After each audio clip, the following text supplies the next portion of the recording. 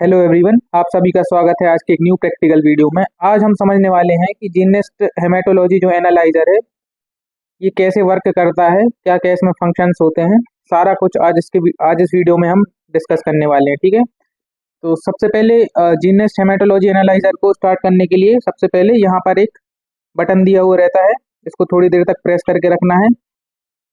ठीक है, जिससे मशीन क्या स्टार्ट हो जाएगी। ठीक है, ये ग्रीन बटन इस तरीके से इसमें जलने लगता है। ठीक है, इसके बाद हमारा एनालाइजर अभी स्टार्ट हो रहा है। तो हमारी मशीन अब ऑन हो चुकी है। अब हम इसको लॉगिन करते हैं। लॉगिन करने के लिए सबसे पहले क्या डालेंगे, एडमिन। ठीक है, एडमिन और इसका पासवर्ड डालेंगे एडमिन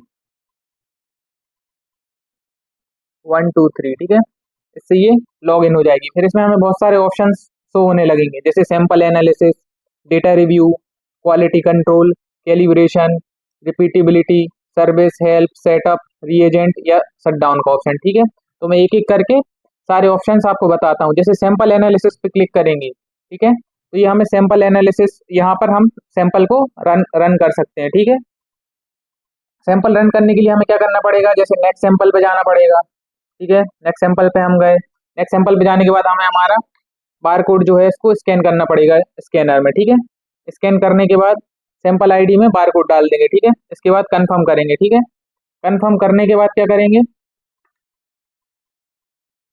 सैंपल को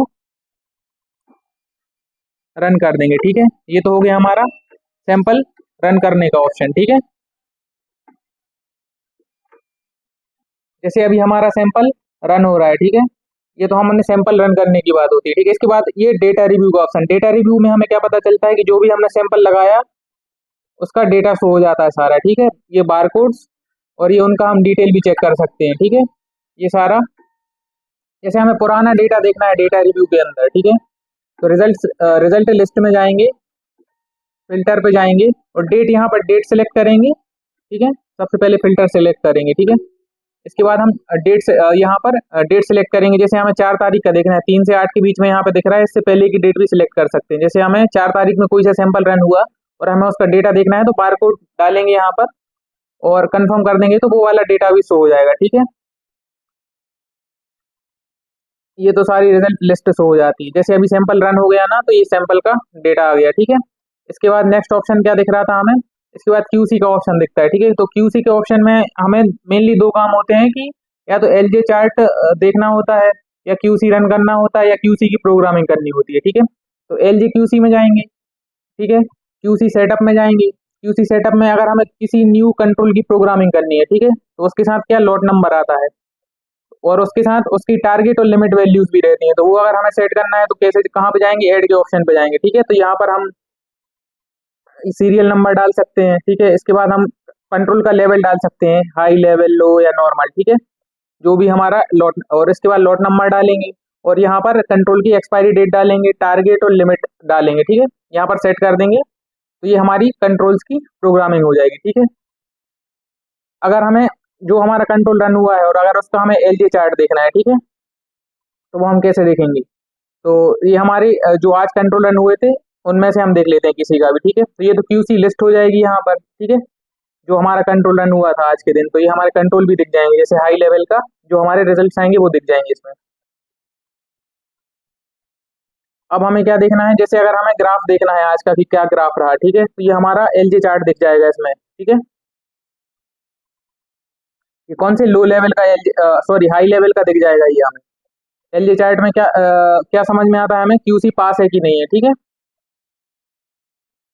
इसके बाद हम नेक्स्ट ऑप्शन क्या देखेंगे, कैलिब्रेशन। अभी हमें कैलिब्रेशन से कुछ नहीं करना है। ठीक है, इसके बाद हम सर्विस में देखेंगे, तो सर्विस में जैसे मेंटेनेंस करना होता है मशीन का, जैसे for example fluid initialisation, RBC channel को क्लीन करना है, सैंपल प्रोब को क्लीन करना है, तो ये सब यहाँ से हम ऑप्शन से सिलेक्ट करते हैं। ये सारा मेंटेनेंस का है, मशीन क्लीनिंग का, डब्ल्यूबीसी क्लीनिंग, अपर्चर अनक्लॉग। जैसे मशीन में क्या होता है, कभी कभार क्लॉट फंस जाता है, तो अगर इस कंडीशन में हमें अपर्चर अनक्लॉग करना है। ठीक है, और क्लीनर मेंटेनेंस देने के लिए जो जीनियस हेमेटोलॉजी एनालाइजर है इसके साथ क्या आता है, सैंपल क्लीनर आता है। ठीक है, तो ये हर एक 100 सैंपल्स के बाद क्या होता है, सैंपल क्लीनिंग मांगता है।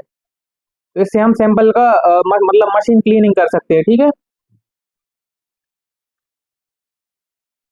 इसके बाद हम क्या देखेंगे, अगर हमें रिएजेंट्स को चेंज करना है, ठीक है, तो रिएजेंट चेंज जैसे हमारा अभी डाइल्यूएंट 13% दिख रहा है, 13.4% दिख रहा है। अगर ये मान के चलिए ये चलते चलते खत्म हो जाएगा, ठीक है, और हमें चेंज करना है तो हम कैसे चेंज करेंगे, इस पे क्लिक करेंगे, ठीक है, या तो मैनुअल एंट्री या फिर स्वाइप कार्ड। जैसे अगर हमारे पास कार्ड रहेगा तो हम यहाँ पर स्कैन कर देंगे उसी कार्ड को, तो उसका लॉट नंबर इसमें सेट हो जाएगा, ठीक है, मशीन में। तो यहाँ से हम रिएजेंट का जो नया जैसे डाइल्यूएंट या लाइस लगाना है तो इस तरीके से यहाँ पर क्लिक करना है, या तो कार्ड या मैनुअल एंट्री से यहाँ पर हम उसकी भी डेटा फीड कर सकते हैं।